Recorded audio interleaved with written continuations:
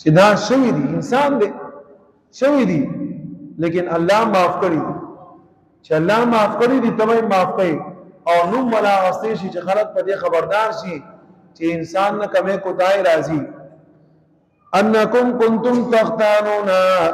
چې تاسو خیانت کړی دی انفسکم خپل ځانونو سره وتاب علیکم پس الله پاک تاسو معاف کړی الله پاک معاف کړی معاف کولو خو هغه دی کنه وعفا عنکم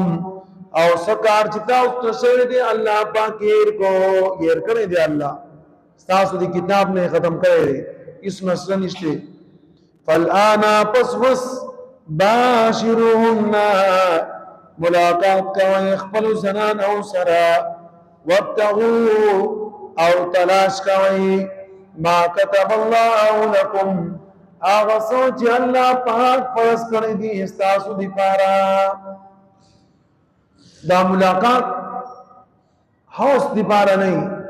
خپل خواهش پورا کول نه دی دا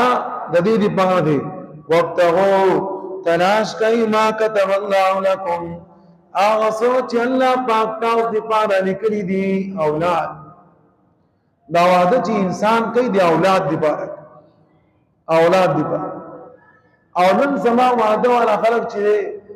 وګوري ورته نو بچیان به باندې سرهم په دې کوشش کوي او زنانم په دې کوشش کوي او دغه په جماعت د دې تبدیلی په جماعت په خلق باندې دا کینسري مرض نه کینسر مرض ډایرک وردا الله پاک نظام دی دی الله په نظام کې چې تبوتی وای تبیا نقصان کیږي ها یو انسان دی هغه حد نه زیات کمزور دی طاقت نشته برداشت نشته اذان نه خبر خبره بیا مخ ته راځي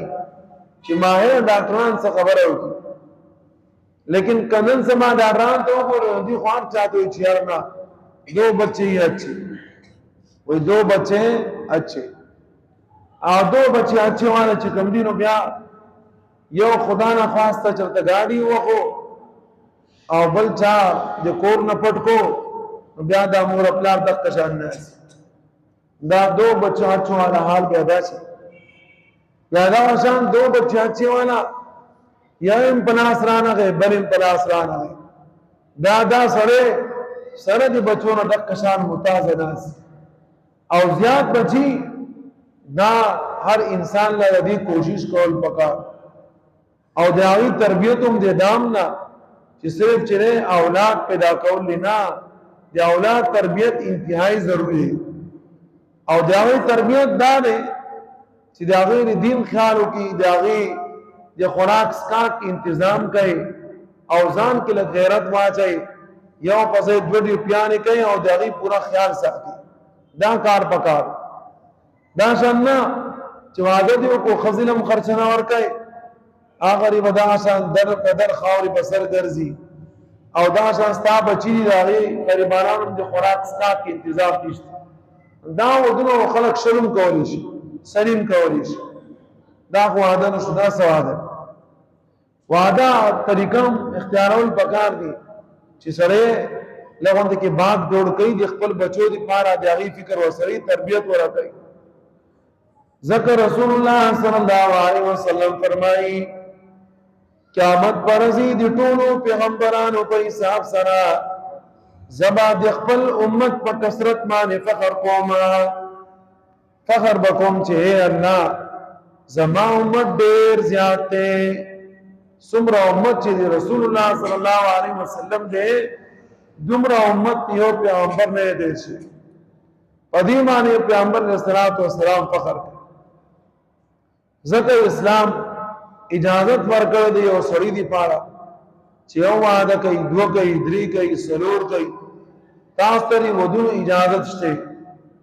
او وعده اجازت تعالی الله را کړی د درې کې د خزینه تاسو کولو ضرورت نشته چې تبا خزینه تاسو کوي کستا خزر ازای تبا وعده کوي کستا خزر ازای تبا وعده نه کوي نه او که حکومت دا بیرونه پاسي نه دام ناجایز